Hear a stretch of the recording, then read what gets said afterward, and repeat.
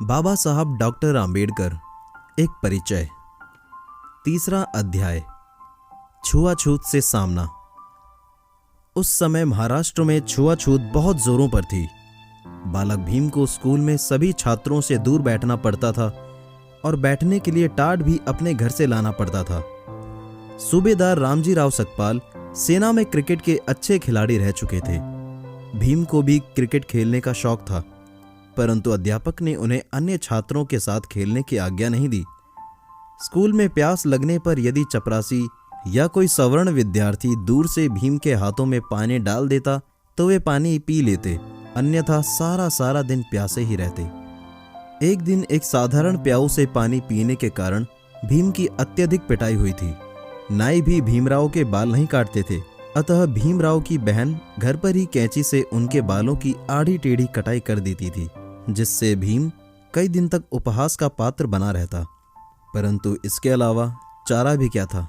बंबई में भीमराव की सबसे बड़ी बहन की ससुराल थी।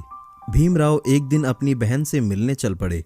रास्ते में थकान हुई, वो सड़क के किनारे एक चाय की दुकान में घुस गए और बेंच पर बैठकर डरते डरते चाय का ऑर्डर दिया। चाय वाले को कुछ शक सा हो गया। उसने भीमराव को घूर कर देखा और चीख कर बोला, क्यों रे, क्या जात है तेरी? इस सवाल से जैसे भीमराव का खून जम ही गया। उसने हकलाकर बताया, महार। महार? नीच जात, तेरी हिम्मत कैसे हुई? वो चीखा और लपक कर भीमराव को बेंच से धक्का देकर नीचे नाली में गिरा दिया और गंदी गंदी गालियां देते हुए कहा, तेरी सही जगह वहीं है, अछूत, गंदी नाली के गंदे कीड़े। भीमराव नाले से रोते रोते बाहर निकले और सिसकते हुए घर पहुंचे। बाल्यकाल में भीम को पग पग पर हिंदू धर्म की छुआछूत की विभीषिका झेलनी पड़ी। इससे बालक भीम के कोमल मन पर जो घाव लगे वो जीवन भर रिश्ते रहे और इसी कारण बाबा साहब हिंदू धर्म के घोर विरोधी बन गए। उन्होंने घोषणा की, मैं हिंदू धर्म में पैदा हुआ, ये मेरे बस की बात नहीं थी, परंतु मैं हिंदू धर्म में मरूंगा नहीं, ये मेरे बस की बात है। क्योंकि यही वह धर्म है जो आदमी आदमी में समानता के भाव को पैदा करता है। बंबई जैसे शहर में पेंशन के 50 रुपए से घर चलाना सूबेदार रामजी राव सकपाल के लिए बहुत कठिन हो रहा था। अतः उन्होंने सतारा के निकट गोरे गांव में एक प्राइवेट नौकरी कर ली और वहीं रहने लगे। एक दिन भीमराव, उनके बड़े भाई आनंद राव और एक छोटा भांजा गोरे गांव की ओर रवाना हुए। भीम ने अपने आने की सूचना सूबेदार रामजी राव सकपाल को पत्र द्वारा पहले ही दे दी थी, परंतु किसी कारणवश वह पत्र सूबेदार जी को ना मिल सका। जब बच्चे मैसूर रेलवे स्टेशन पर रेलगाड़ी से पहुंचे तो अपने किसी भी व्यक्ति को स्टेशन पर ना देख चिंतित हो गए। गोरेगांव तो जाना ही था। 3 बालक, शाम का वक्त और अनजान नगर, जिस पर बैलगाड़ी वालों व तांगे वालों ने उन्हें अछूत महार जाति का होने के कारण अपनी गाड़ी में बैठने से इनकार कर दिया।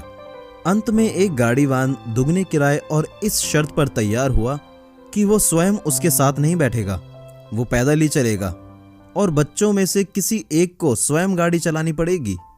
आनंद राव ने गाड़ी चलाई। शाम से लेकर आधी रात तक भूखे और प्यासे ही बच्चे यात्रा करते रहे। जब भी इन बच्चों ने पानी मांगा तो सवर्ण हिंदुओं ने गंदे पानी के जोहड़ की ओर संकेत किया। इस दिन भीम को अनुभव हुआ कि वह ऐसी जाति से संबंध रखते हैं जिसे स्वच्छ पानी पीने का भी अधिकार नहीं। भीमराव स्कूल में अपमान सह ही रहे थे, परंतु इस घटना ने उनके दिल को उद्वेलित कर ही दिया। उन्हें भली प्रकार पता लग गया कि अछूत लाखों की संख्या में किस प्रकार पशुओं से भी बुरी अवस्था में जीवन गुजार रहे हैं। संभवतः बाल्यकाल में जो दुर्व्यवहार इनके साथ हुआ, उसी के फलस्वरूप भीमराव का मन हिंदू धर्म के प्रति कड़वाहट से भर गया, क्योंकि हिंदू धर्म में मनुष्य का मूल्यांकन उसके जन्म और जात के आधार पर ही किया जाता है। सभी गुणों से हीन होने पर भी ब्राह्मण सदा पूजा के योग्य है और ज्ञान बुद्धि से भरपूर होने पर भी शूद्र सम्मान के लायक नहीं है। अगर कोई केवल जन्म से ही ब्राह्मण हो और विद्या आदि से सर्वथा शून्य हो तो भी वो राजा को उपदेश दे सकता है। हाई स्कूल में भी भीमराव से दुर्व्यवहार किया गया। ऊंची जाति के विद्यार्थी अपनी रोटियों वाले डिब्बे ब्लैक बोर्ड के पीछे रखा करते थे। एक दिन अध्यापक ने भीमराव को बोर्ड पर बुलाया। भीमराव अभी बोर्ड की ओर चला ही था कि विद्यार्थियों ने शोर मचा दिया। ठहर जाओ, हमें रोटियों के डिब्बे उठा लेने दो। जब तक विद्यार्थियों ने रोटियों के डिब्बे नहीं उठा लिए, उन्हें बोर्ड पर नहीं जाने दिया गया। सभी कठिनाइयां झेलते हुए भीमराव खूब मन लगाकर पढ़ रहे थे। एक दिन एक ब्राह्मण अध्यापक ने भीमराव को निरुत्साहित करने के लिए चिढ़कर कहा, अरे तू तो महार है, तू पढ़कर क्या करेगा। भीमराव ये अपमान सहन ना कर सके। वो बब्बर शेर की तरह गरज पड़े, सर, पढ़ लिख करके मैं क्या करूंगा, ये पूछना आपका काम नहीं है।